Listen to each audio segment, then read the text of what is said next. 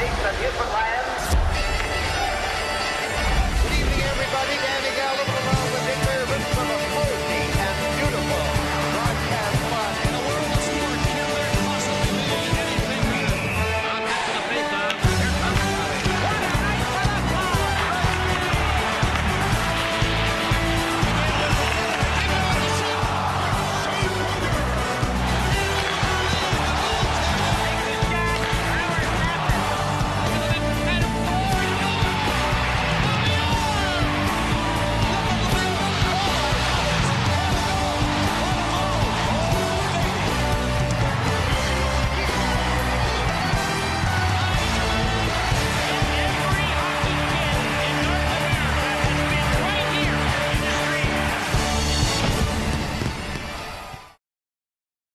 Welcome to this edition of Hockey Talk. This edition of Hockey Talk is going to be done differently because we had technical issues and we're unable to provide Hockey Talk the normal way how we usually do it. So we're going to do this version of Hockey Talk this time similar to a podcast event, so we're going to do it that way. So anyways, people came up to me and they asked me about the Quebec Major Junior Hockey League not canceling the hockey season as what some people felt that they should have, and some people asked me what my thoughts of it was, and I gotta say is I agree with the majority of the naysayers because it's best to keep your players safe and it's best to keep your fans safe as if you reduce the risk of the COVID-19 virus, the coronavirus, by canceling the season, because when you're tampering with a pandemic that's very deadly, you're dealing with a very dangerous virus we don't need to be dealing with, and it's best to cancel the season for the simple fact because, like the old saying is, the sun will rise and shine another day, and that's exactly what will happen here with the coronavirus. The Quebec Major Junior League, if you're looking at the season right now, majority of the teams across the province of Quebec had closed its doors, restricted their coronavirus restrictions again, and the social distancing having really been clamped down again because of the spread of the coronavirus on its second wave. And Bobby Smith, Cam Russell, and the Halifax Moosehead Hockey Club, and the Cape Breton Screaming Eagles Hockey Club, and the Charlottetown Islanders Hockey Club, and the other teams across the, New Brunswick, who's most likely at risk because of this pandemic also, which I feel they are going to close their doors. I think the Halifax Moosehead Hockey Club should follow pursuit, cancel the season, keep your players safe. Now, all the players that are impacted by this, listen to me when I tell you this, it's best to stay safe and then be out there getting sick, because you may, even though that the players are young adults, 16, 17, starting out, early 20s, those players may be immune to the virus, won't be as impacted as much by it, but when they go home to their family members, or they go to their billets, whatever you call it, that's after them when they're away from home, those people are at risk, and those are the people that the players are putting at risk when they're not playing the game of hockey. And that is something what Cam Russell and Bobby Smith and the rest of the Quebec Major Junior Hockey League has to acknowledge. But there is also ways that the Quebec Major Junior Hockey League can also work around this issue. I mean, perhaps taking all the teams in the Quebec province of Quebec that have been impacted or been shut down, possibly doing what the National Hockey League did during the Stanley Cup playoffs, designate a couple arenas in the Halifax, Cape Breton, Charlottetown areas, and shared the facility, the arenas for those teams that can't play in Quebec, share the rinks out in their area so they can have the game played.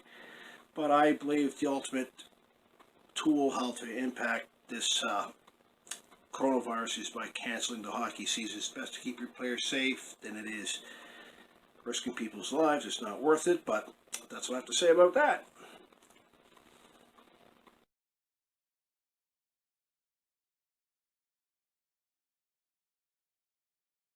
Alrighty, my buddy Max Domi. What do I think of Max Domi's trade from the Montreal Canadiens to the Columbus Blue Jackets? I gotta say is I'm gonna tell you something right now. Not once did I feel when he went to Montreal that he was happy in Montreal. I'd say his first year he was excited to be there, but after that things didn't go the way how he hoped it to go.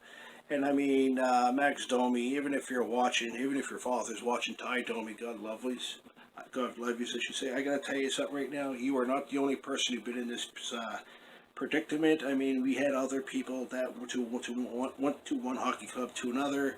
If it's hockey, if it's baseball, if it's professional wrestling, if it's golf, many people been in this situation before. They thought that things would go good for them if they were to shift gears to go to another franchise when it hasn't.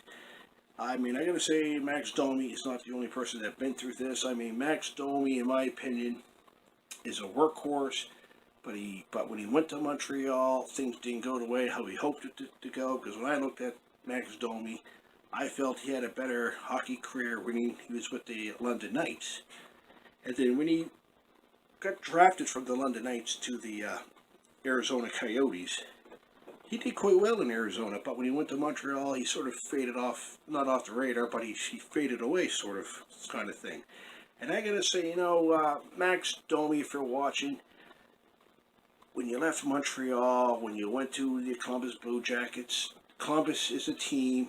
It's like the Florida Panthers, the Nashville Predators. Those are the teams that players go to fade away and are forgotten about. Was it one player?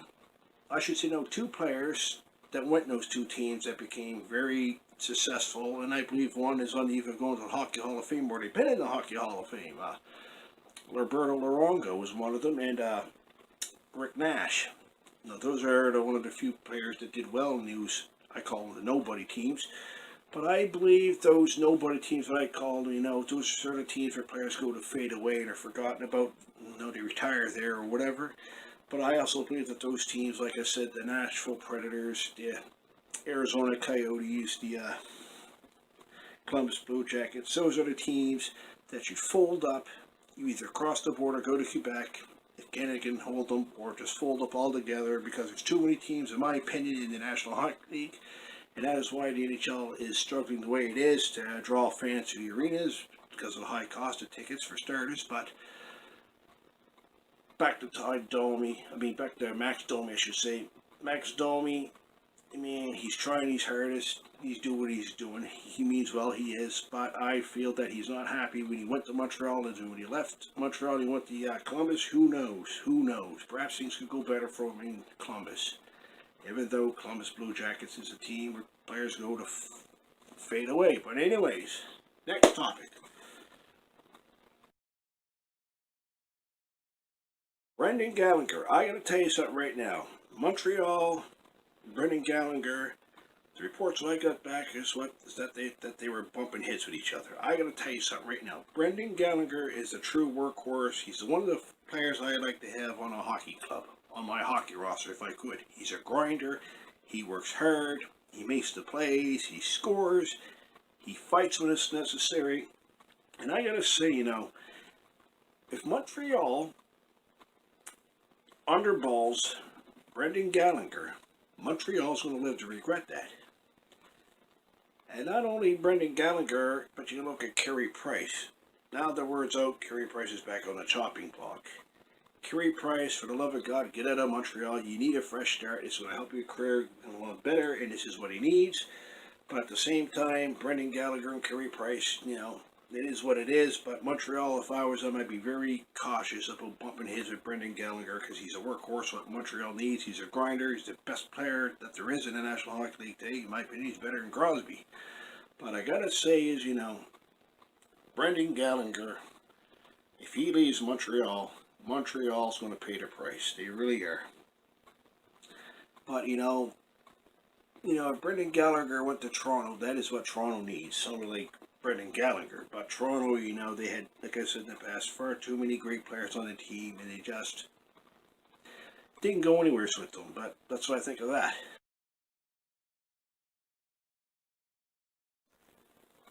My opinion on Joe Thornton going to Toronto for next to nothing, and him not wearing his famous number 19, because his other player, Jason Spezza, has 19. We know that. I know that. We all know that. But we gotta say, I think, Joe Thornton, he's a good guy, you know, but I feel his career is behind him. I mean, for the love of God, he gotta shave that beard off. He looks like something out of Star Wars or the Planet of the Apes, or whatever you want to call it. I mean, I can't stand that beard. I don't know about you guys, I can't stand that beard that he's wearing. He left San Jose, he went to Toronto. He went to Toronto for next to nothing, and I gotta say, you know, the Toronto Maple Leafs had players like him before that did great. But at the same time, they faded away something like Eric Lindros. Remember Eric Lindros when he went to Toronto? Look how he faded away. Joe Thornton, I feel, is going to do the same, but I also feel that Joe Thornton could bring talent and skill to the Toronto Maple Leafs, but Toronto Maple Leafs in the past had great talented players within their hockey club, and they failed to deliver on the talent what they had. I mean, it is what it is, but come on, it's Toronto, they can do a lot better. But anyways, I gotta say, you know, Jason Spezza did the honorable thing, offering Joe Thornton, he's number 19, when Joe Thornton wears number 19, but Joe Thornton decided to wear number 97, and we'll see where it goes from there. But anyways, next topic. My opinion on the National Hockey League and their upcoming season, just after the Stanley Cup playoffs here when Tampa Bay won, I gotta say is they should cancel the season or look at the Atlantic bubble in Nova Scotia.